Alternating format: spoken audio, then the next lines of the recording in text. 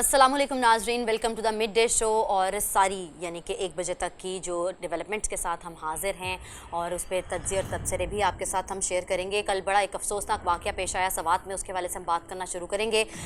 मैं हूँ आपके साथ लबीबा तैमूर, हमेशा मेरा साथ देंगे काशिफ बशीर खान साहब। नाज़रीन को बताते चलें कि CTD पुलिस स्टेशन में कल धमाका हुआ। शुहदा की अब तक की जो तादाद है वो 17 हो गई और 50 से ज़ायद जो है वो कह रहे हैं कि ना ज़ख्मी भी हुए हैं। अब जो कहा गया, क्योंकि सबसे पहले जब धमाका होता है तो यही जहन में आता है कि शायद ये कहीं दहशत गर्दी ना हो और उसके मुहरकात क्या होते हैं वो जो होते हैं वो ढूंढने की कोशिश की जाती है। लेकिन उन्होंने कहा है कि शायद वहाँ धमाका खेज़ मवाद मौजूद था तो शॉर्ट सर्किट हुआ है, क्योंकि कोई शवाहिद नहीं मिले दहशत गर्दी के हवाले से। सर, बड़े अफसोसनाक वाक़या हुआ है। आप बैठे बैठाए एकदम से आपको ये भी नहीं पता कि आपकी गफलत की वजह से इतने लोग वैसे चले जाते हैं। किस्मत लोग हैं कि ये दहशत गर्दी जो ख़त्म हो गई थी जी, और फिर एक साल से गुज़श्ता एक साल नहीं, लेकिन ये कि मैं वही बात करी धमाका का कहते हैं कि दहशत गर्दी है, लेकिन अभी दहशत गर्दी का उन्होंने कहा नहीं है। नहीं, वहाँ के DPO ने कहा है कि ये शॉर्ट सर्किट हुआ हाँ है। जी, एग्जैक्टली वो ये बात की गई है। अच्छा, और फिर हम लोगों ने कल से अपने शो के अंदर बात की थी ऑडियो वीडियो लीक के हवाले से। एक दफ़ा फिर चर्चों में आ चुका है एक और ऑडियो लीक जो है, और सर वो फिर वहाँ की वहीं हम लोगों ने जहाँ ख़त्म किया था, इख्तिताम करने की कोशिश की गई थी, तो वहीं से फिर दोबारा से मुझे लगता है आज हम लोग स्टार्ट अच्छा, देखिए, ये तो एक साल से मतलब हो तो खैर काफ़ी सालों से ये रहा है, छोटा मोटा लीक्स होती रहती थी, लेकिन एक साल से जो निशाना मश्क बने हुए हैं, तख्ता मश्क जिसे कहते हैं हम, वो पहले इमरान खान साहब थे, उसके बाद जो है उनके कुछ लीडरान थे या रहनुमा थे, अब जुडिशरी आ गई है। हाँ जी। और सबसे बड़ी बात है कि साकिब निसार साहब को जो है वो निशाना बनाया जाए, जो निशान हदफ है वो है। हाँ, और उसके बाद अभी ख्वाजा तारिक जो है रहीम साहब, ख्वाजा अहमद तारिक रहीम साहब, गुज़श्ता कुछ दिनों से उनको जो है ना जी हदफ बनाया जा रहा है। अच्छा, उसको हदफ बनाने का जो मकसद है, हमें ये पूछना चाह रही थी आपसे, हाँ, वो ये सिर्फ ये है कि आपको याद होगा कि एक डेढ़ माह पहले जब लाहौर हाई कोर्ट में इमरान खान साहब गए थे, बहुत बड़े लोगों का मॉब था, मासिस थे, तो उस वक्त भी उन्होंने कहा था कि जी इनकी प्रेजेंस ज़रूरी है लाहौर हाई कोर्ट ने जी। तो उस वक्त जो इनके वकील थे वो थे अजहर सदीक साहब जी जी। तो अजहर सदीक साहब से वो कुछ काम बाहरा लग रहा था। हाँ जी। तो फिर ख्वाजा तारिक रहीम साहब जो बहुत ही एमिनेंट और प्रोमिनेंट किस्म के ज्यूरिस्ट है, तो ही वेंट देयर, वो खुद गए थे वहाँ पे और उन्होंने जो है उनका केस जो है वहाँ पे लड़ा था जाके लाहौर हाई कोर्ट में। तो ये मेरे ख्याल में बहुत बड़ी बात थी कि ख्वाजा तारिक रहीम की कैलिबर का बंदा वहाँ पे गया और फिर उनको बेल दी लाहौर हाई कोर्ट ने। तो लेकिन उसके बाद जो मामला थे उसके ऊपर हम देख रहे हैं कि चीफ जस्टिस और साबिक चीफ जस्टिस साकिब निसार साहब को सिर्फ इसलिए निशाना बनाया जा रहा है कि ये लीक्स करने वालों का मकसद सिर्फ ये है कि मियां नवाज शरीफ को जो मेगा करप्शन के ऊपर केसेस में सजाएं दी गई थी, वो उस वक्त चीफ जस्टिस साकिब निसार थे जी। ठीक है। तो अब साकिब निसार साहब को मिलाइन करने की कोशिशें हो रही हैं और मैं कहता हूं कि ये ताने बाने जो हैं वो नून लीग और वफाकी हुकूमत की तरफ भी जाते हैं, क्योंकि आप देखते हैं कि किसी भी एक्ट का जो उसका बेनिफिशियरी है वो कौन है। अच्छा, आम फहम लफ्जों में नाजरीन को भी ये समझा दें कि अब देखिए चीफ जस्टिस साकिब निसार के जो भी मामलात और जो भी उन्होंने दिए हुए हैं, उसके रिजल्ट्स दिए हुए हैं अपने समात के जो भी निपटा दी हुई है उन्होंने, तो वो तो चलो अब साबिक हो गई ना, तो अब साबिक पास्ट में आ गई। अब इंटरलिंक क्या है वो मुझे तो समझ आ रही है, मैं चाह रही हूँ कि आप ना इन डेप्थ बताएं। वो इंटरलिंक ये है कि एक तो इन्होंने जो कानून साजी करवाई है उसको सुप्रीम कोर्ट ने रोक दिया हुआ है जी। ठीक है। अब आप देखेंगे सिटिंग चीफ जस्टिस के खिलाफ भी जो मुहिम चल रही है, जो उनकी हमने कल बात की और बड़ी दुनिया ने उसको देखा और वायरल भी हुआ प्रोग्राम फाइज साहब के साथ, तो वो जो जिस किस्म की ऑडियोज लीक की जा रही हैं, मैं इस डिटेल में नहीं जाता कि वो असली हैं कि फेक है, लेकिन आप करेक्टर असैसिनेशन आप फैमिलीज तक पहुंच गए और आप उसके बाद जो है अभी आप देखें ना, सिटिंग चीफ जस्टिस और हमारे जो आउटगोइंग चीफ जस्टिस है 2018 में जो थे उनके खिलाफ और ख्वाजा साहब के खिलाफ और भी लोगों के खिलाफ जो इस किस्म की ऑडियोज आ रही हैं, इसका मकसद सिर्फ और सिर्फ ये है कि जुडिशरी को मिलाइन किया जाए और अपने मकासद जिनको मैं मजमूम जो मकासद है वो हासिल किए जा सके और उनमें सरे फहरिस्त जो है कि इलेक्शनों से भागा तो जाए। सर ये तो बड़ा अलार्मिंग है। और हमारे साथ नाज़रीन आपको बताते चलें कि ख्वाजा तारिक रहीम माहिर कानून साबिक गवर्नर हैं, उन्होंने ज्वाइन किया है एक दफ़ा फिर, कल भी हमारे साथ ही मौजूद थे। Warm welcome once again Khwaja Sahab. Sir Khwaja Sahab welcome. Khwaja Sahab ये शुक्रिया क्या साहब, आप ठीक है? जी अल्लाह का जी अल्लाह का शुक्र। ख्वाजा साहब ये सिलसिला कैसा शुरू हो गया कि अवाम जो है इस वक्त गुर्बत, इफलास और बेबसी की हालत में है, मिट्टी चाटने पर मजबूर हैं, और यहाँ पे हम देख रहे हैं कि रोज ये एक नया तमाशा, कभी ऑडियोज के शक्ल में, कभी प्रेस कॉन्फ्रेंस की शक्ल में। इस दफा जो हदफ है वो जुडिशरी है और ज्यूरिस्ट है। Your take please. हेलो जी जी आवाज आ रही है आपको? जी अब आ रही है आवाज। मैं बताऊं आपको बशीर साहब, ये लगता है कि मैं इनके असाब की चढ़ गया हूँ। अच्छा। ये एक कानूनी बात हो रही है। साकिब साहब रिटायर हो चुके हैं, मेरे पुराने दोस्त हैं, जज बनने से पहले भी दोस्त थे, और उनसे मैं एक कानूनी मशवरा कर रहा हूँ, वो मेरे से कानूनी मशवरा कर रहे हैं। हम जजमेंट को एक्सचेंज कर रहे हैं, टेलीफोन पे बात कर रहे हैं। और अब अगर इनके पास इतनी फुर्सत है, यानी कि अवाम के लिए कुछ नहीं करना, महंगाई के लिए कुछ नहीं करना, पाकिस्तान में जो लॉ एंड ऑर्डर है उसके लिए कुछ नहीं करना, बातें सुननी है, इसकी बातें सुननी है, साकिब निसार की बातें सुननी है, ख्वाजा तारिक रहीम की बातें सुननी है। भाई हम आपके खिलाफ क्या कर रहे हैं? हम तो ये देख रहे हैं कि क्या ये कानून लगता है, क्या कानून एप्लीकेबल है, क्या कोई लीगल जजमेंट है, इसकी हम बात कर रहे हैं। नहीं खालिद साहब, उनका आपका तासुर ये जाता है ना कि बाइस्ड हैं, क्योंकि ऑब्वियसली यहाँ पे पार्टी की गेम खेली जा रही है, कौन किसकी तरफ ज्यादा इंक्लाइंड रखता है, उस हवाले से तासुर ये दिया जा रहा है कि अच्छा कोई किसी के बारे में बात कर रहा है तो इसका मतलब ये उस पार्टी का होगा। पर बात ये पार्टी वार्टी की बात नहीं है। अगर मैं एक कानूनदान हूँ, मेरे पास एक क्लाइंट आता है, मैं उसके साथ के लिए एक रिट फाइल कर देता हूँ या कोई पिटीशन फाइल करता हूँ, तो उसका मतलब नहीं है कि मैं उस पार्टी का मेंबर बन गया हूँ। ये एक हमारा कानूनी पेशा है, राइट ऑफ मेरा ट्रेड है, मेरा राइट ऑफ प्रोफेशन है। अगर आपने मेरे फंडामेंटल राइट्स को ही हिट करने की कोशिश करनी है और अंडरमाइन करने की कोशिश की है, तो आप ट्राई कर लें। भाई साहब क्या समझते हैं? और कोई काम नहीं। मैं आपको मैं एक बात करना चाहता हूँ। ये आप किसी दिन इनके वजीर कानून साहब या जो इनके बहुत बड़े वजीर इनके जो बनते हैं तजज़ियाकार, राना सनाउल्लाह साहब, या वो एक कोई तारुर साहब है, या वो एक अहमद खान साहब, उन्हें मेरे साथ बिठाइए ना, तो मैं उनसे बात तो करूं कि आपको कानून का पता भी है, आपको क्या इल्म है कि इस जो आप कर रहे हैं, ये जो लीक्स कर रहे हैं, इसका लॉ क्या है। तो भाई साहब इसका मतलब है कि ये लीक्स जो हैं, ये लीक्स वजारत दाखिला के अंडर हो रही हैं, जिसको इसकी रिस्पॉन्सिबिलिटी डायरेक्टली राना सनाउल्लाह के ऊपर है। ये वजारत दाखिला की तरफ से हो रही है, और अगर ये नहीं बाज आएंगे तो फिर हमें कोई अप्रोप्रिएट एक्शन लेना पड़ेगा। नहीं तो आप इंतजार क्यों कर रहे हैं? ये तो हमारा राइट ऑफ प्रोफेशन है, उसको चैलेंज कर रहे हैं। तो आप इसके खिलाफ फौरी तौर पे क्यों नहीं कोर्ट से रिज्यू कर रहे हैं? अच्छा, लेकिन मैं बिल्कुल इसके लिए मैंने अपने दोस्तों से कहा है कि आप इसकी पिटीशन तैयार करें और जरूर हम इसको लेके जाएंगे, और ये फंडामेंटल राइट है जिसकी जो अच्छा, लेकिन ख्वाजा साहब वायलेशन ऑब्वियसली आपकी प्राइवेसी है, उसको ब्रीच करने की, ये सिर्फ आपकी नहीं है, हर सिटीजन की हो सकती है। तो इसके अंदर मुमकिन तौर पर कौन सी एलिगेशंस लग सकती हैं, या आप मतलब लाइक मैं वो एक शिक्कें जो होती हैं, आर्टिकल जो भी होते हैं जो लग जाती हैं, उसके हवाले से जानना चाह रही हूँ कि क्या इसका हो सकता है। नहीं देखिए, आप अगर आप आइन देखें ना जी, आइन के फंडामेंटल राइट्स हैं, वहाँ फंडामेंटल राइट्स में ये यहाँ पे है, बड़े स्ट्रेट फॉरवर्ड है। एक राइट ऑफ प्रोफेशन है, राइट ऑफ ट्रेड है, राइट ऑफ प्रिवेसी है, फ्रीडम ऑफ स्पीच है, ये सारे राइट्स है। आप इन राइट्स को कैसे वायलेट कर सकते हैं? ख्वाजा साहब 27 से पहले बहुत तेजी आई है, और उसके अंदर जो है ये इस किस्म ऑडियो लीक्स भी आ रही हैं, बयानबाजी भी आ रही है, तो आप क्या समझते हैं? बात सुनिए बशीर साहब, इनका मकसद ये है कि शायद मैं या कोई और प्रेशर में आ जाएंगे। हम प्रेशर में आने वाले बंदे नहीं हैं।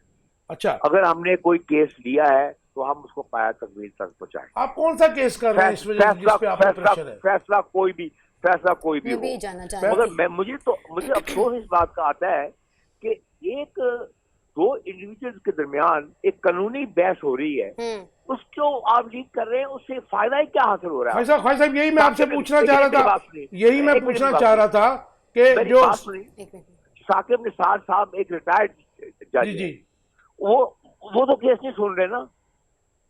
बिल्कुल ठीक। वो तो उनको तो रिटायर हुए 3 साल हो गए हैं, 4 साल हो गए हैं, वो तो केस नहीं सुन रहे। तो आप मेरी और उसकी गुफ्तगू को क्या मकसद क्या है आपको? भाई साहब जो मैं आपसे सवाल वो भी रेलेवेंट है कि साकिब निसार साहब जब चीफ जस्टिस थे, मियां नवाज शरीफ को डिस्क्वालीफाई भी किया गया, उनको सजा भी हुई। ये मतलब जाहिर है कि ये कोई सजा सियासी नहीं थी, जो मैं समझता हूँ वो मेगा करप्शन के ऊपर थी। तो इस वक्त जो मेलाइन किया जा रहा है, आपको भी किया जा रहा है और साकिब निसार साहब को भी किया जा रहा है। दूसरी तरफ जो कानून साजी अधूरी असम्बली से करवाई गई, उसके पीछे मोटिव ये भी है कि मियां नवाज शरीफ की सज़ा मुआफ़ी करवाई जाए और उनकी अपील का हक बहाल कराया जाए। तो आपका टेक इस पर चाहूँगा कि ये जो ऑडियो लीक्स और ये जो इस किस्म की मेलाइनिंग हो रही है, इसके पीछे ये मकसद भी हो सकता है जी? मैं बताऊं मुझे, मैं क्योंकि वो केस सब जुडिस है, वो 2 तारीख को लगा हुआ है, मगर बज़ाहिर जो है प्राइमा फेशी उस अमेंडमेंट का मकसद सिर्फ ये है कि चंद लोगों को फायदा पहुंचाया जी जी, और कोई मकसद नहीं है। जो केस खत्म हो चुके हुए हैं, बंद हो चुके हुए हैं, 5-5, 6-6 साल हो गए हैं, उनको ये रीओपन करना चाहते हैं और ये चाहते हैं कि वो रीओपन हो जाए। और भाई आपकी अगर किसी में कोई कानूनी चीज आपके पास मौजूद है, आपकी अपील हाई कोर्ट इस्लामाबाद में है, आप वहां जाके हाई कोर्ट इस्लामाबाद में जाके मेरिट से बात करें। मरियम बीबी बरी हो गई है उसी एविडेंस में, तो आप भी जाके वहां पर जाके आर्गू कर लेंगे। आप रिनोन्ड ज्यूरिस्ट हैं, मैं तो आपको उस्ताद का दर्जा भी देता हूं, लेकिन मुझे आप ये बताइए कि जैसे आपने कल हमारे साथ मिड डे में प्रोग्राम किया और ये तो मतलब इट वेंट वायरल, बहुत करोड़ों लोगों ने देखा भी, वो अप्रिशिएट भी किया। उसके बाद ये क्या हुआ कि रात को फिर आपकी एक ऑडियो वायरल कर दी गई हमारे प्रोग्राम के बाद? उस बात सिर्फ ये है कि प्रेशर में लाने की कोशिश है। अच्छा, उसमें मैंने आना नहीं है। अच्छा, ना ही किसी और ने मेरे खालिद साहब, why only you are the victim or digging out everything from your side? वो सर उनकी कोशिश ये है कि मैं सुप्रीम कोर्ट में या हाई कोर्ट में इन मुकदमात की पैरवी ना करूं, आप ना करें, और कोई कोशिश नहीं है, और ये बिल्कुल खिलाफ कानून चीज कर रहे हैं जो कुछ कर रहे हैं। ख्वाजा साहब 1997 में जजिस पे जो अटैक हुआ, सुप्रीम कोर्ट पे जो अटैक हुआ, और उसके बाद जिस किस्म से जजिस की खरीदो फरोख्त की गई, उसमें एक जो है हमारे साबिक सदर भी रफीक तारड़ इन्वॉल्व थे। एज ए जर्नलिस्ट में बहुत सी चीज़ों का जो है वो मेरे सीने में भी हैं। तो आज उनका जो पोता है वो भी जुडिशरी के खिलाफ उस किस्म की जुबान बोल रहा है। फिर वजीर कानून जो बनाया गया वो भी तारड़ है, वो भी ऐसे बोल रहा है। तो ये क्या पाकिस्तान का रियासत कहाँ खड़ी है आज? सर मैं उनके जो पोते साहब है ना, उनको सिर्फ एक बात याद कराना चाहता हूँ, मैं ज्यादा लंबी बात नहीं करूंगा।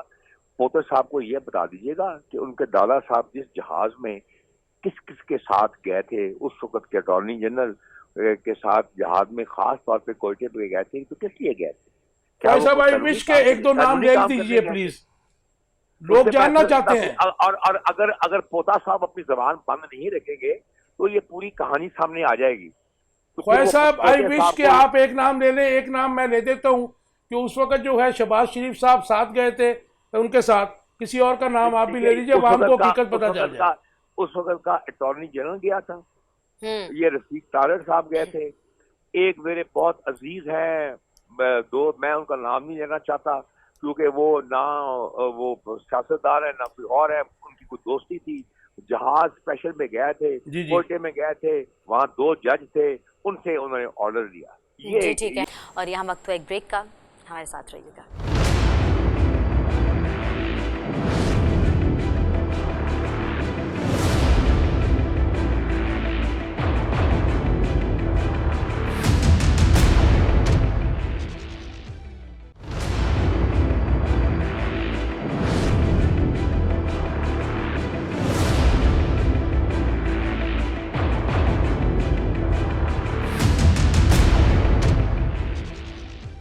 Welcome back to the mid day show. नाजरीन, वीडियो और ऑडियो लीक्स के हवाले से हम बात करें कि हर एक की जो है ना जो ये प्राइवेसी जो है ना सर वो ब्रीच होना शुरू हो गई है। सिटीजन जो है ना अब ये एक सोचना शुरू हो गए हैं कि हम लोग कोई एक दूसरे से बात भी ना कर सकें। ये उन लोगों के हालात है तो हमारा क्या हाल होता होगा? सारी बात है, इंसान को इनसिक्योरिटी तो फील होती है ना जी। बेसिक जो आपके ह्यूमन राइट्स की वायलेशन है बहुत सीवियर। इसी हवाले से हम बात करते हैं। हमारे साथ माहिर कानून शुएब शाहीन मौजूद हैं। सर अस्सलाम वालेकुम। वालेकुम अस्सलाम। शुएब शाहीन साहब, how do you see it कि हर रोज़, कल हमारे साथ ख्वाजा तारक रहीम साहब थे और हमने चीफ जस्टिस की जो सास है और उनकी बेगम की जो गुफ्तगू है उसके ऊपर डिस्कस किया, और वो जो हमारा प्रोग्राम था इट वेंट वायरल और मिलियंस ऑफ लोगों ने उसको देखा, अप्रिशिएट भी किया। लेकिन उसको अप्रिशिएट क्या किया, अर्ली इन द मॉर्निंग एक और लीक आ गई जिसमें साबिक चीफ जस्टिस साकिब निसार साहब को भी उन्होंने इन्वॉल्व कर दिया। तो ये जो ट्विस्ट दिया जा रहा है, मेलाइन किया जा रहा है, इसके मकासद क्या है और कौन कर रहा है ये? देखिए, पहली बात तो मैं एक छोटा सा लतीफ़ा आपको सुना दूं। जी जी। वो कहते हैं किसी बादशाह ने मिरासियों को तलवारें भेजी कि जी आप इससे अपना दिफा करेंगे, तो उन्होंने उठ के तो उसका चिमटा बना लिया और अपना काम धंधा शुरू कर दिया। बात यह है कि हमें अगर पब्लिक फंड से अगर हमने जासूसी के आलात खरीद ही लिए हैं तो बजाय उसका इस्तेमाल दहशतगर्दों के खिलाफ करने, जासूसी को सही मानों में मुल्क के दिफा के लिए इस्तेमाल करने और उसको किसी पॉजिटिव मकसद के लिए इस्तेमाल करने की बजाय हमने अपने मुल्क के, अपने शहरियों के, अपने बच्चों के, अपनी बुजुर्ग खवातीन के, अपने मुहब्बत वतन लोगों के खिलाफ उसको इस्तेमाल करने के लिए ऑडियो वीडियो टेप्स बनानी शुरू कर दी। पहले तो जो दो बुजुर्ग खवातीन के दरमियान की जाने वाली एक पर्सनल गुफ्तगू को पब्लिश किया गया और उसको टेप किया गया, उसको उसके बाद आज दो माहिर कवानीन, एक ख्वाजा अहमद तारिक रहीम जो बड़े सीनियर वकील हैं और साकिब निसार साहब को 2 साल से ज़्यादा अरसा हो गया है, वो एक अपनी वैसे भी कंसल्टेंसी फर्म चला रहे हैं। कोई दो माहिरीन गुफ्तगू के दरमियान एक लीगल इशू के ऊपर अगर डिस्कशन होती है, आज वो सियासत में आने के लिए भी उनके पास टाइम है कि वो आए, किसी पॉलिटिक्स में भी इन्वॉल्व हो जाए। हर शख्स को हक है। इफ्तिखार मोहम्मद चौधरी साहब ने अपनी पॉलिटिकल पार्टी बनाई हुई है, लेकिन आइन उसके बाद की इजाजत देता है उनको कि अगर एक डिस्कशन आपस में कर रहे हैं उसको बुनियाद बना करके हम क्या शो करना क्या चाहते हैं। तो बात यह है कि अगर हमारे मुल्क में ये सिलसिला जारी रहा तो हमें अफसोस ये है कि ये कहाँ जाकर रुकेगा। और पहली बात तो ये है कि चीफ जस्टिस ऑफ पाकिस्तान ने गलत क्या कहा है, इससे एक अंदाजा होता है कि चीफ जस्टिस के खिलाफ कुछ और नहीं निकाल सके तो आज इस तरह की फजूल किस्म की ऑडियोज को निकाल के और किसको आप निशाना बना रहे हैं। और अफसोस इस बात का होता है कि जो ये टेप कर रहे हैं वो कौन है लोग। देखें, बेनज़ीर भुट्टो की हुकूमत इस बात पे ख़त्म हो गई थी और सुप्रीम कोर्ट ने उस पर जजमेंट दे दी थी कि आप इस तरह जो ऑडियो टेप्स करते हैं जजेस के या उनके अहल खाना के या इस तरह की जो है, ये एक क्रिमिनल एक्ट है। ये वैसे अदरवाइज भी एक ऑफिशियल सीक्रेट एक्ट में होता है, आता है। अगर किसी पब्लिक फंक्शनरी का आप इस तरह फोन टैप करें और उसको पब्लिश करें तो मैं समझता हूं कि ये क्रिमिनल एक्ट तो इनका है ही है। लेकिन उसके साथ साथ जो फोन टैप करके उसको पब्लिश करने वाले लोग हैं, इससे वो क्या अंदाजा मकसद हासिल करना चाहते हैं वो नजर आ रहा है। वो सिर्फ सुप्रीम कोर्ट को और चीफ जस्टिस ऑफ पाकिस्तान को मिलाइन करना चाहते हैं, प्रेशराइज करना चाहते हैं, ब्लैकमेल करना चाहते हैं। इनका कोई और मकसद नहीं है। और इस तरह की ब्लैकमेलिंग से पब्लिक जो है वो अवेयर है, वो ये खुद एक्सपोज हो गए हैं। और चीफ जस्टिस ने कहा क्या है, वेरी सिंपल, एक सेंटेंस में अगर मैं कहूं कि आइन के मुताबिक इलेक्शन करा दें। आइन कहता है कि अगर असेंबली डिसॉल्व होगी 90 डेज में इलेक्शन है और एक्सपायरी होगी तो 60 डेज। शुएब शाहीन साहब, अधूरी असेंबली से जो कानून साजी की गई है, मुबैना मैं उसे कहूँगा कि जिसको जो है सेट असाइड अभी तक किया हुआ है सुप्रीम कोर्ट ने, तो क्या आपको इसको इंटरलिंक करते हैं? क्योंकि उस अगर कानून को मान लिया जाए या वो उसकी लीगैलिटी हो जाए तो फिर तो मियां नवाज शरीफ की जो सज़ा हुई on the charges of mega corruption, तो उसकी अपील का हक भी उनको दे दिया गया उसमें। तो ये जो इस वक्त मिलाइन किया जा रहा है साबिक चीफ जस्टिस को और मौजूदा चीफ जस्टिस को और ख्वाजा तारक रहीम जैसे सीनियर जो जूरिस्ट है, तो वुड यू लिंक इट? देखिए, पहली बात तो यह है कि ये जब से रिजीम चेंज ऑपरेशन हुआ है, इसके जो भी हैंडलर से किरदार थे उनमें मैं जाए बगैर लेकिन ये जो पीडीएम का ये जो टोला हमारे सरों पे मुस्तल्लत किया गया है, इनका पहले दिन के वाकयात से आप उठा लें। जिस दिन कासिम सूरी की रूलिंग के खिलाफ फैसला आया, यही बेंच था, यही उमरता बंदियाल साहब थे, मुनीब साहब थे, जाजुल हसन साहब थे, और इन्होंने जब इनको बहाल किया, उनकी हुकूमत रात के 12 बजे भी कोर्ट खोल दी, तो ये उनका नाम ले लेके उनकी तारीफें कर रहे थे। उसके बाद जब जब कोई ऐसा मौका आया, और इस बेंच ने हमेशा आइन और कानून की बालादस्ती के लिए काम किया। मैं तो समझता हूँ कि हमें सलाम पेश करना चाहिए उमरता बंदियाल को कि ये ऐसे मौके पे जब इतनी प्रेशराइजिंग टैक्टिक्स हों, इतनी ब्लैकमेलिंग हो, उसके बावजूद वो बंदा आइन और कानून के साथ खड़ा है और सुप्रीम कोर्ट खड़ी है, तो हम सब उनके साथ खड़े हुए हैं। इसलिए नहीं खड़े हुए कि वो हमें अच्छे लगते हैं, हम इसलिए खड़े हुए हैं कि वो आइन और कानून के साथ खड़े हैं। आजाद अदलिया का साथ देना हमारी ड्यूटी में शामिल हो गया।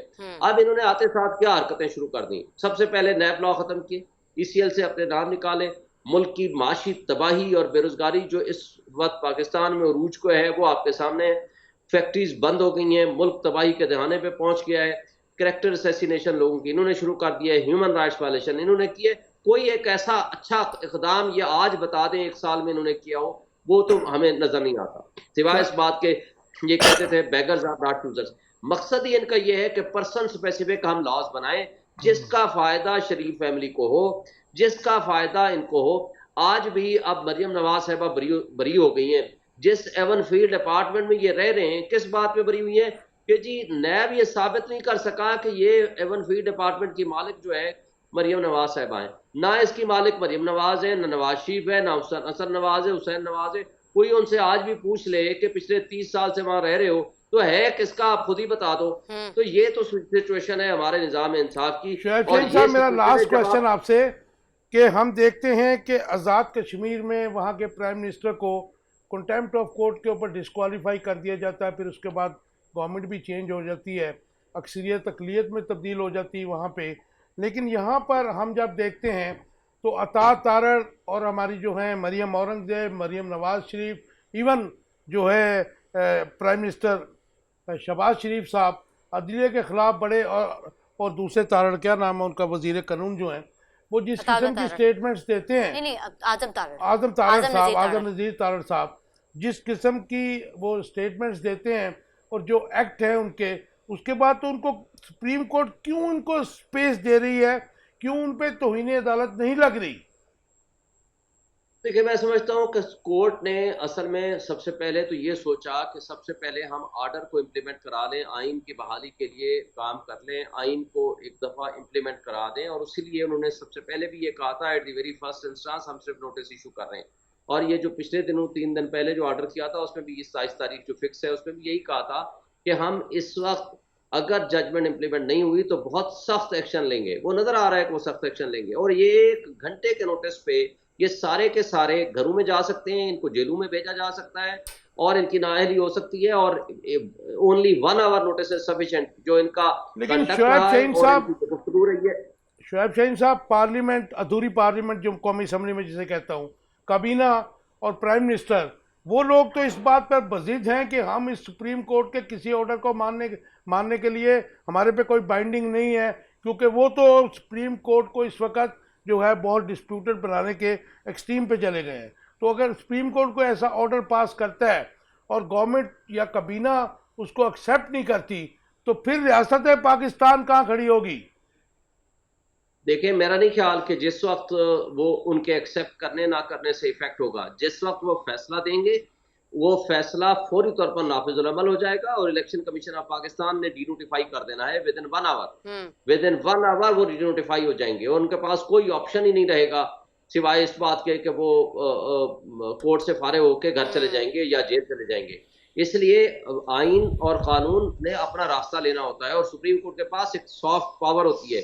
जब वो फैसला कर देते हैं तो उनके पास कोई गुंजाइश नहीं होती कि वो उसके खिलाफ खड़े हो जाएं और कहें जी हम नहीं मानते। ये कोई जंगल का कानून तो है नहीं, बदमाशी के जोर पे तो नहीं बैठता, माइट इज राइट का प्रिंसिपल तो नहीं है। मौजूदा जो बदतरीन हालात है इसमें सबसे मेन इसकी वजह तो यही है कि आइन के तहत इंतखाबात कराने से गुरेज़ा है वफाकी हुकूमत, इत्तेहादी जमातें। आप इसको इस सारी सूरत हाल में चीफ इलेक्शन कमीशन के रोल को कैसे देखते हैं? देखें, इलेक्शन कमीशन ऑफ पाकिस्तान बिल्कुल उनके साथ पार्टी बना हुआ है। उनका माजी के 2-3 महीने का एक्ट आप देख लें। सुप्रीम कोर्ट ने कहा कि आप तारीख दें, तारीख जब उन्होंने दे दी प्रेसिडेंट ऑफ पाकिस्तान ने with the consultation of election commission, तो इन्होंने आज खुद, जो कि इनको खुद अख्तियार नहीं था, इन्होंने उठा करके तो 8 अक्टूबर की डेट चेंज कर दी, जो कि इनको अख्तियार नहीं था। दूसरा, उनका आप कंडक्ट देखें, जो अभी रिपोर्ट जमा कराई है, जिसको मुस्तरद कर दिया है सुप्रीम कोर्ट ऑफ पाकिस्तान ने, और उसके ऊपर बड़ा इजहारानगी का इजहार किया कि ये इलेक्शन कमीशन कैसे कह रहा है कि जनाब हम तो फ्री एंड फेयर इलेक्शन करा ही नहीं साहब, सकते। अगर कंटेम्प्ट वजीर आजम पे और दूसरे वज़रा पे लगती है तो आपका मैं टेक चाहूंगा, लास्ट वन लाइन आंसर दे दीजिए, क्या चीफ इलेक्शन कमिश्नर पे भी कंटेम्प्ट लगेगी? देखिए, चीफ इलेक्शन कमिश्नर तो कंटेम्प्ट ऑलरेडी कर चुका है। अगर इसमें मजीद इस तरह की कोई हरकत की तो उनके पास कोई ऑप्शन नहीं होगा कि उनके खिलाफ भी कंटेम्प्ट लग सकती है, और वो भी 1 घंटे के नोटिस पे घर जा सकते हैं और जेल भी जा सकते हैं। Thank you very much Shoaib साहब, आपने अपनी एक्सपर्टीज से व्यूअर्स को आगाह किया। अच्छा, तो खराब है। हाँ, मामला ऐसे वैसे खराब है, और मामला जो खराब होने वाले हैं उसका जिक्र भी अपने नाजरीन से करते रहे, और उस पर मैं आपका टेक जानना चाहूंगी। अब देखें, इलेक्शंस सूनर और लेटर होने ही होने, ठीक हो गया। अब आज नाजरीन, तहरीक इंसाफ जो है अपना 27वां यौम तासीस भी मना रही है, और इमरान खान की जानिब से ये भी कहा जा रहा है कि पार्टी से वफादारी करने वालों को जो है ना वो इज्जत दी जाएगी, जबकि ऑन द कॉन्ट्ररी बेसिस पर आप देखें ये लोग इकट्ठे हुए थे, इनमें भी फूट ऐसे ही डल गई कि हर कोई अपना अपना इलेक्शन कराने के चक्रों में है। अब देखें, मुल्क बचाने के लिए हमने इमरान खान को निकाला, ये कहा गया आसिफ जरदारी और आतिफ जरदारी कहते हैं जी के बिलावल भुट्टो को मैं वजीर आजम देखना चाहते हैं, यानी कि हर इंसान, आप मेरी बात पहुंच गए, हर इंसान इसी लड़ाई में अगर लग जाएगा तो आप मुझे बताएं मुल्क खतरे में तो है। मैं परेशान हूँ लबीबा कि अपने जब ये when he was president of Pakistan तो हुसैन हक्कानी के थ्रू इस शख्स ने, आसिफ अली जरदारी जिसको हम कहते हैं, इसने अमेरिका को हुसैन हक्कानी के जरिए अमेरिकन गवर्नमेंट को खत लिखा था कि मुझे मेरी फौज से बचाया जाए। ठीक है ना जी।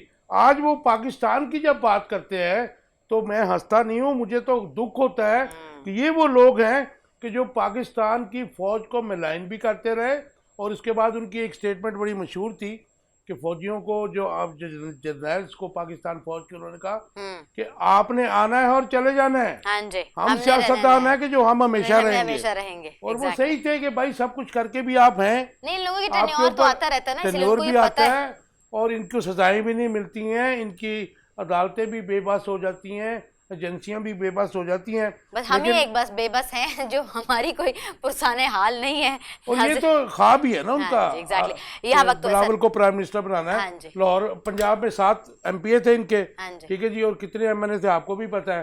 तो ये तो मैं कहता हूँ कि दीवाने की बाड़ी है। ऐसी है ना, फिर ऐसी है ना, और उन पे फिर दम भी निकल रहे हैं इनके नहीं निकलते ना, इनके यही तो प्रॉब्लम है। यहाँ वक्त एक ब्रेक का, हमारे साथ रहिएगा।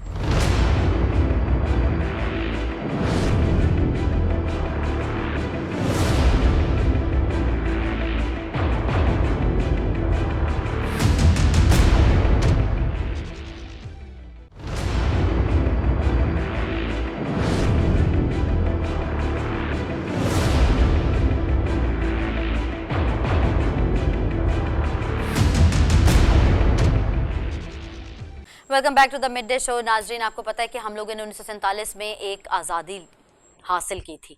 मुझे नहीं लगता कि काशिफ साहब ये आज़ादी जो है हमने हासिल की भी, और उसको उस तरीके से हम लोग अभी भी कैद हैं कि हम लोगों को वो चीज़ें फेस करनी पड़ रही हैं जिसके लिए हम लोगों ने इतनी तगोदो की, इतने सालों में हम लोगों के ह्यूमन राइट्स, हम तो चीखते रहते हैं ह्यूमन राइट्स, हम वावेला मचाते हैं। तो आप मुझे ये बताएं, जो देने वाले हैं और उनको जो पासदारी करने वाले हैं वही पासदारी नहीं कर रहे, वो इस तरह के हालात उन्होंने इकट्ठे कर दिए हुए हैं कि देख कर ही डर और खौफ आ जाता है कि ये होगा क्या। मौलाना अबुल कलाम आज़ाद ने उस वक्त भी कहा था कि वो जो है पार्टीशन के खिलाफ थे जी, आल्दो के वो मुसलमान भी थे, बाद में वहाँ पे मिनिस्टर भी रहे नेहरू के साथ जी। उन्होंने कहा था कि ये जो आज़ादी ये ले रहा है ना पाकिस्तान, मतलब हम उसकी बात से एग्री नहीं करते हैं, लेकिन ये तारीखी जुमला उन्होंने कहा था कि ये आज़ादी नहीं होगी, ये अंग्रेज़ से आज़ाद होकर किसी और के चंगल में ये अवाम जो है ये पड़ जाएगी और ये ग़ुलाम ही रहेंगे। अनफॉर्चुनेटली हमें हर दौर में हमारे अवाम ने और हमने गुलामी ही की। हमारे ऊपर जो हुक्मरान थे कायद आज़म के बाद और to some extent Liaquat Ali Khan के बाद हमारे ऊपर आमरीतें रहीं, हमारे ऊपर रूल किया गया, हमारे ऊपर फॉरेन एजेंडाज जो हैं उनकी जो इम्प्लीमेंटेशन हुई। और आप ये देख लें कि अरस्तू ने आज से तकरीबन को 300 साल पहले 2800 साल पहले एक बात की थी।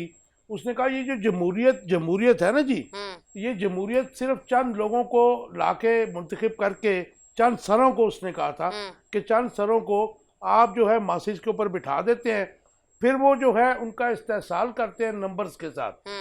और हम आज वही देख रहे हैं कि पाकिस्तान में भी जमहूरियत इसी तरह है कि कुछ लोग मुंतखब होके बाय एनी मीन्स वो आ जाते हैं, वो अपने एजेंडास की तकमील करते हैं और फिर जो है आवाम की हालत ज़ार आप उससे अंदाजा लगा और फिर कहते भी और फिर फोर्सफुली कहते भी हैं कि इसको कहो कि ये जमहूरियत है। अच्छा देखें, ये जमहूरियत की आपने बात की ना, तो 250 साल से जो रसूल ने कहा बड़े बड़े दानिश्वर आए, सही बात है। बड़े बड़े मैं कहता हूँ कि जी वो आए वहाँ पे, उन्होंने कहा कि जी रसूल ने गलत किया, लेकिन hats off to Pakistan rulers specially Sharif and Zardari family कि इन्होंने अरस्तू का कहा बड़ी मेहनत से सच कर दिखाया कि वाकई वो ठीक कहता था।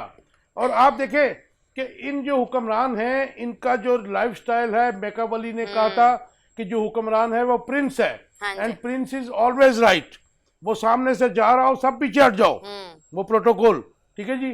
वो कभी वही प्रोटोकॉल फिर बॉस में भी आ गया ना कि बॉस इज ऑलवेज राइट भी आ गया था। यस, बेसिकली ये मैकावली के प्रिंस हैं जिन्होंने रियासती इदारे तबाह बर्बाद किए अपने। और आज हम जब देखते हैं तो दुख की बात यह है कि इदारों का हेड ऑन कोलिजन है, बदतरीन टकराव की कैफियत में ले आए हैं। अदलिया और अधूरी मुकन्नना जो है वो आमने सामने खड़ी है। सिर्फ ये मफादात की जंग है, क्योंकि मुझे ये मतलब दिखाई दे रहा है कि सुप्रीम कोर्ट जो है कॉन्स्टिट्यूशन ऑफ पाकिस्तान की इम्प्लीमेंटेशन करवाना चाह रही है, लेकिन आप अपने मफादात के लिए इंतखाबात से भाग रहे हैं। कोई भी डेमोक्रेटिक पार्टी कभी इंतखाबात से नहीं भागती है। मुहतरमा बेनज़ीर भुट्टो भी जब यहाँ पे अपोजिशन की सियासत करती थी तो वो भी कहती थी फ्रेश इलेक्शंस करवाएं, और ये राइट होता है अपोजिशन का किसी का भी। लेकिन आपने देखा काशिफ, इस तरह के ट्रेंड सेट किए जा रहे हैं। हमारी तो आने वाली नस्लें जो हैं, मैं कोई मतलब नेगेटिव बात नहीं करी, लेकिन आप देखिए उनकी जो सोच है ना वो वैसी मादर पिदर आज़ादाना वाली सोच है। तो हम लोगों ने अगर कुछ बाइंडिंग्स हर चीज़ के अंदर होती है ना सर, वो कहते हैं जैसे रस्सी खींचने वाली, सर हमने तो वो भी नहीं पीछे बाकी रखी। तो हमारे पाकिस्तान का मकसद क्या था? देखे ना आप, पाकिस्तान की रियासत है, पाकिस्तान में जब हम देखते हैं कि सब इदारे करप्ट है जी, उनकी क्रेडिबिलिटी के ऊपर बहुत बड़ा क्वेश्चन मार्क है, उनकी कैपेसिटी जो है बहुत लो लेवल पे है, जिसकी बिल्डिंग पे कभी काम नहीं किया गया, और उनका आवाम से बर्ताव बड़ा बदतरीन है। ऐसे में अगर हम जुडिशरी के भी जो है मलाइन करना शुरू कर देंगे, उसके ऑर्डर्स को ना मानने की गर्दान करेंगे, तो मैं नहीं समझता कि रियासत की सालमियत बरकरार रह सकेगी। क्योंकि रियासत में जंगल का कानून होगा। रियासत की जो मतलब मेन ऑर्गन है, मैं समझता हूँ कि गवर्नमेंट हुआ करती है, लेकिन उसके ऊपर भी बाइंडिंग है अदालत का। और आप जिस किस्म की आइन साजी के नाम के ऊपर कानून साजी कर रहे हैं वो तो दुनिया में कहीं नहीं है, कि आप मैंने लूटा है तो मैं उसकी फेवर में अधूरी जो पार्लियामेंट है। तो सर आपको ये नहीं लगता कि हम लोगों के तो ये हालात हो गए हैं, you scratch my back I scratch your back, यही सिलसिला चल रहा है। आप अपने मुफाद निकाले जाओ, हम अपने मुफाद निकाले जाते हैं। कि अलमनाक बात है, अलमनाक मैं कह रहा हूँ कि पाकिस्तान को इन सियासतदानों ने सराय बनाया हुआ है। ये सराय इस सेंस में मैं कह रहा हूँ कि जब इनको हुकूमत मिलती है ये दे कम बैक, और फिर जब ये इनसे हुकूमत चली जाती है मुख्तलिफ हेले वानों से ये बाहर चले जाते हैं, कभी बीमारी और कभी कुछ, और उसके बाद ये वहाँ पे लाइफ को एंजॉय करते हैं। फिर जब इनका वक्त बनता है या बनाया जाता है, जॉब करते हैं, जॉब में हम लोग इकट्ठा करते हैं अपना पैसे और बजा के करते हैं इकट्ठे जाके हम लोग ट्रिप मार के आते हैं। मुझे लगता है इन्होंने भी अपने सेमेस्टर सिस्टम स्टार्ट किया हुआ है, आते हैं तिजोरियां खाली करते हैं, ट्रिप मार रहे चले जाते हैं। ट्रिप नहीं, जहाज भर भर के पैसे लेके जाते हैं ये सर लोग। मतलब लाइक उनके हमारे तो हम तो सिर्फ यही कह ही सकते हैं ना, वो तो बाकी जहाज भर के लेके जाते हैं। और सर अफसोस की बात है कि इस बारे में हम हंस रहे हैं कि हम लोगों का, अब देखें मकसद क्या था इस मुल्क को पाने का और हमने इसको बना क्या दिया। नहीं देखें ना, जब इमरान खान कंपैरिजन करता था इंडिया के साथ तो बड़ा उसको ना पॉलिटिकली जो है ना बड़ा वो किया जाता था, लेकिन एज ए जर्नलिस्ट आज हम देखते हैं कि इंडिया की तरक्की आईटी में, हर चीज में, एक्सपोर्ट्स में, नहीं आप देखें वो कहाँ पे खड़े हैं। देखिए 17 से 18 मुल्क में उनकी करेंसी को मिल गई है। अब वो जहाँ भी जा रहे हैं तो इंडिया के जो रुपीस हैं वो कहीं भी अब दोहा एयरपोर्ट पर भी आप यूज कर सकते हैं। तो देखें ना, अगर हम देखते हैं इकोनॉमी को तो हम तो डिफ़ॉल्ट से भी बहुत आगे निकल चुके हैं। आपका पैसा डीवैल्यू इतना बुरी तरह हो गया है। आपको भी पता होगा, सिंपल सी मैं मिसाल देता हूँ कि ग्राउंड रियलिटीज़ कुछ और होती हैं, और इसहाक डार साहब जो हैं, जिनको इसहाक डॉलर भी कहा जाता है, वो लफ्ज़ों के जादूगर माजी में रहे, लेकिन इस वक्त भी वो बड़े बड़े ऊंचे ऊंचे बयानात के साथ आए थे। नहीं सर, वो उनको भी समझ आ गई है कि हम हॉट वाटर्स में हैं। नहीं, उनको समझ पहले ही थी, वो तो अपने केसेस माफ करवाने आए थे। आप क्या बात करती हैं? लेकिन ना, उनका स्टेक यहाँ पे क्या है? कोई भी नहीं। दुबई में उनकी जायदादें हैं, इंग्लैंड में उनकी जायदादें हैं। तो मसला तो ये है कि ट्रू अकाउंटेबिलिटी, जिससे वो कह के भी थक गए, आप भी थक गए, अधूरी पार्लियामेंट का भी कह के थक गए, इनके आप कहते रहे कि अदलिया को बीच में आना चाहिए, वो भी आप कहते कहते थक गए। अब बस नाज़रीन दुआ ये है कि प्रिंस बस एक अफसोस दिल की एक हुक जिस तरह निकलती है उसके लिए कि या अल्लाह, जिस लिए हम लोगों ने ये पाकिस्तान लिया था, उसके लिए ऊपर हमारे हुक्मरान जो बैठे हुए वो समझें, सोचें, आवाम का कुछ करें। और जो हम डूब रहे हैं, हमारा पाकिस्तान डूब रहा है। तो नहीं। हाँ, हमारा पाकिस्तान डूब रहा है, लेकिन ये आपसी मुफाद की जो जंग है, ये हवस इक़्तिदार की जो जंग है, उसका खुदारा पीछा छोड़े। नाज़रीन, ये था हमारा आज का प्रोग्राम। उम्मीद करते हैं आपको पसंद आया होगा। अपना बहुत ख्याल रखिएगा। इंशाल्लाह बशर्ते ज़िंदगी कल मुलाकात होगी। अल्लाह हाफ़िज़।